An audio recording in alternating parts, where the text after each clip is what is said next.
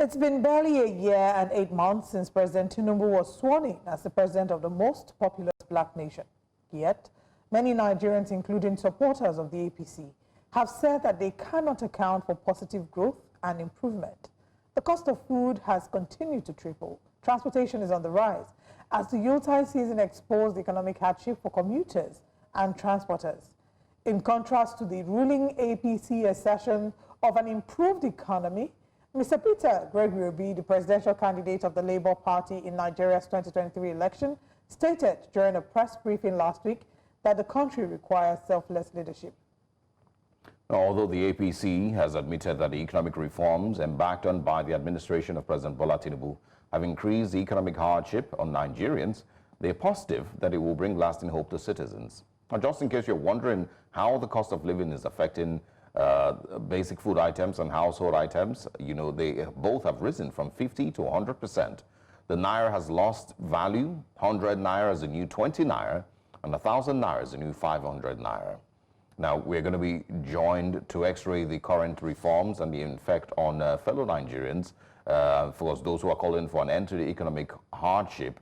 We're going to be joined in a bit by the vocal member of the ruling All Progressive Congress and founder and director of VON, Mr. Osita Okechukwu. Good morning, and thanks for joining us. Morning. Great to have you join us. I want, your first of all, your response, generally to those who have criticized the current administration for, its reforms, and basically said that the government has plunged Nigeria deeper into economic chaos without no actual plan on how to bring Nigeria out of where it currently is. The value of the currency, the cost of living for the average Nigerian, the ease of doing business, and all of that. It doesn't seem, according to what people are saying, it doesn't seem like the current administration really does have, a plan on fixing Nigeria's economy. What will your response be? Thank you very much. Let me start by acknowledging that there is hardship in the country. Mr. President as well admits that there is hardship in the country. On his plan, he had marshaled out plan. Luckily, some are coming to fruition. The rain did not start beating us today. It started far back in 1986 when Nigeria adopted the Structural Adjustment Program, where its mantra was that the government had no business in business. But when we inherited all those back years, what President Tinubu did was that he looked into the subsidy and said between 2005 and 2023, he had got over $70 billion. And he said, how do we save that fund so that we can plow it into critical infrastructure, both physical and social? And he decided his own parameters, one of which is diversification of the economy, the issue of encouraging electric vehicles, the CNG, compressed natural gas vehicles, to lessen the dependence on PMS, or petroleum motor spirit. Luckily for our regime, the coming on board of Dangote Refinery and that of Morocco Refinery, Warri, that we embarked on since the APC came to government in 2015, is also coming to fruition. So on a daily basis, we are seeing the market forces taking over the arena. That in a few months ahead, we might see the pump price of petroleum coming down to about 500 naira per liter. And then when that is done, the high cost of food prices will follow, because it's been agreed that PMS and energy cost is at the root of the high inflation. That in fact, the inflation we have is called, what is called a cost push inflation. So if a vital element or item like the petroleum motor spirits and diesel and other derivatives, if their price comes low, naturally, it will also bring down those prices it escalated. I think Mr. President is on course along that line. And don't forget as well that he had looked into the farmers' sellers crisis and said the immediate solution he could procure is to create the livestock ministry. And that livestock ministry luckily had attracted some foreign investors from across the globe, from Saudi Arabia, about $2.something billion, Brazil. I also understand that the Czech Republic is also trying to go into partnership on because they have enormous ranch companies, manufacturing companies that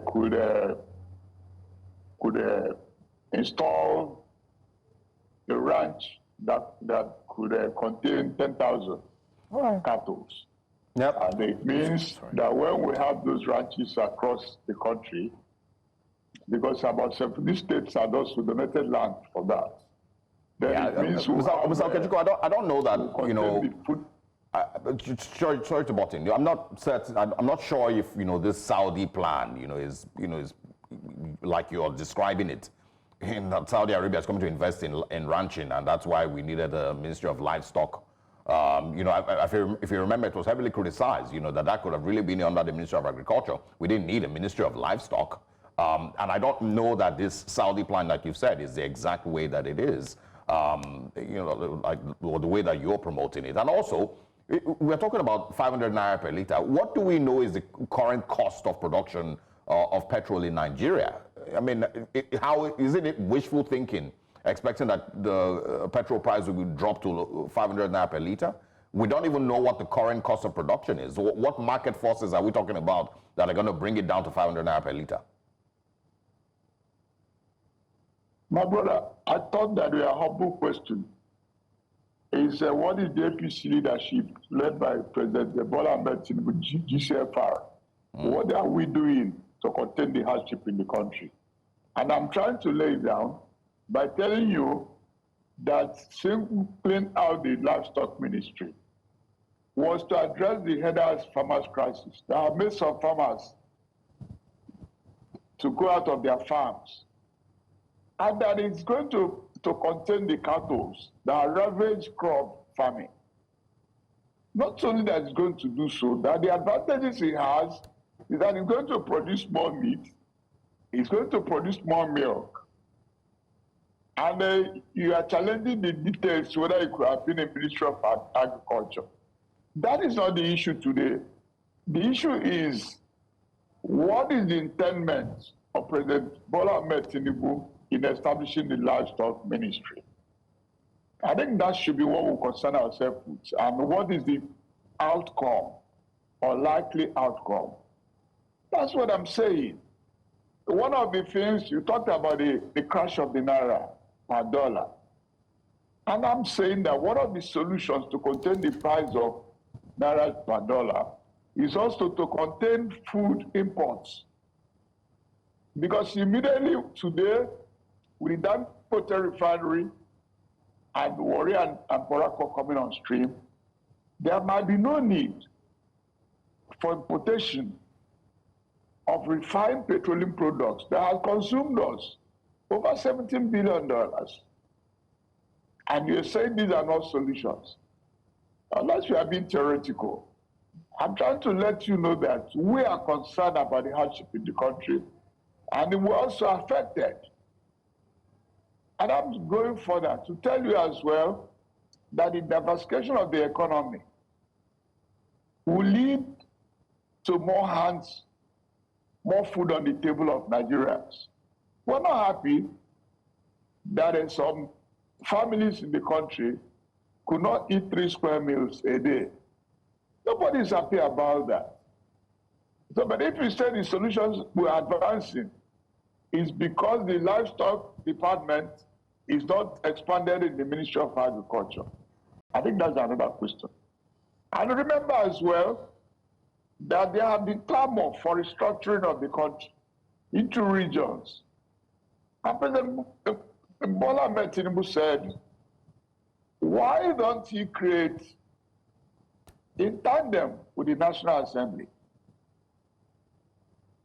division, regional geopolitical zone divisions, like the West, Northwest zone, the Northeast zone, the Southeast Geopolitical Zone Development Commission. And he had budgeted not less than 400 billion for each of these commissions. The only one that is not established has its money docked in what is called service-wide votes. Immediately it is established, they will bring it on board. And these are issues that if for instance, the Southeast Development Commission, the region where I come from, every eye in that region today is looking at what the commission is going to do with the $400 billion. And we said it's a welcome development. A lot of people have started packaging some projects, proposals, to give the chairman of the commission, former Minister of Labor, Honorable Emeka Wogu, and the MD, Dr. Mark Okoye, and other executive directors like Sylvester Okechukwu, like Honorable Osita Okechukwu, Right Honorable Stanley Hejiroka. We are placing them on the, Tinubu has placed them on the eyes of the public to know what they will do with the funds that will be allocated to them to transform the Southeast region and other regions of the country by addressing infrastructure deficits. Don't forget as well that even the critics of President Tinubu, they also agree that he's doling out more funds to states through the Federal Account Allocation Committee, FAC. And some of the state governors I want us to be more prudent in managing that resource. And he had also made an attempt through the Supreme Court to create financial autonomy for the local government council across the country. What is the intent of the financial autonomy to local councils? The intent is to take the money down to the people, to oversee their councillors. Gone are the days, there was a time I went to home for a weekend, and my uncle, the eldest person in my family, a retired headmaster, he said, Osita, I don't know what you are doing in Abuja. When you have time on Saturday, I will take you somewhere. When I picked him up, we went there. He was showing me an upstairs spot, you know. I said, who owns it? He said, that councillor. That is just in office for less than 2 years. Right. And we don't know what you are doing in Abuja. Okay, so I think we are crossing to this place. All right, kindly hold on. The Corvette was dilapidated. That money for that Corvette. Mr. Okechukwu, can you hear us? We are accepting that upstairs being built. Yes, Mom, my sister. Okay, I think one thing that, yes, we can agree, the fact that the local government autonomy is being pushed, you know, it's a great move. I want us to quickly go back to something you had mentioned at the start of this conversation. You made reference to CNG. I wanted to ask you, you know, how well it's been accepted and how soon you think, or how practical you think it is in curbing the over-reliance we have on petrol, and maybe to ask if you also have done the conversion. I told you that back in 1986, the Nigerian state adopted the structural adjustment program. And when this program was adopted in 1986, there were professors, the academia in the country, Professor Bodoni Made, Professor Noli, Ikenna Nzimiro, Claude, they all stood up against it. They said it's going to pauperize the people and going to deprive the people of the benefits that the government confers. That had come to be, unfortunately. How do you amend it? Because Nigeria had adopted it as a philosophical position. You cannot judge decisions no matter how smart you are as a governor or president. You must find a way to come around it. And what is President Tinubu doing? That's what I'm saying. That what he's doing today, nobody, even the traducers of Mr. President, could say that Bola Tinubu doesn't mean well, or he's not a man of the people, or that he's not courageous enough to take bold decisions in the way he finds it. If you ask me, the only thing I keep begging President Tinubu is that in the budget of about 50 billion trillion, that about 16 is for debt servicing. And I'm saying, revert back to the debt, what the then President Obasanjo did, the process that the current president of WTO, Dr. Ngozi Iweala, did, place the debts under searchlight, let it be re-examined to know which ones are genuine debts and which ones are not, and plead for cancellation, so that we could have more money on the table to pursue those their programs. Yeah, the CNG have not advanced the way he wanted. All right, Mr. Okechukwu. But a few days ago, President Tinubu was in the southeast region, and he promised them that he's going to bring the gas infrastructure, because the people pointed out that in the western corridor, there is a standard gauge rail line. There's none in the eastern corridor. In the western corridor, there is a gas infrastructure pipeline. There's none here, and he promised he's going to do so. All right. So immediately when Mr. Okechukwu, we need to wrap up the conversation. You know, these promises that you're mentioning, we hope that he's able to fulfill them in the next 2 years. He has only 2 years left in his administration, pending a re-election or not. So hopefully he's able to fulfill these promises in the next 2 years. There's many arguments against his economic policies so far, but we don't have time to expatiate on them. Thank you very much for joining us this morning and for your time.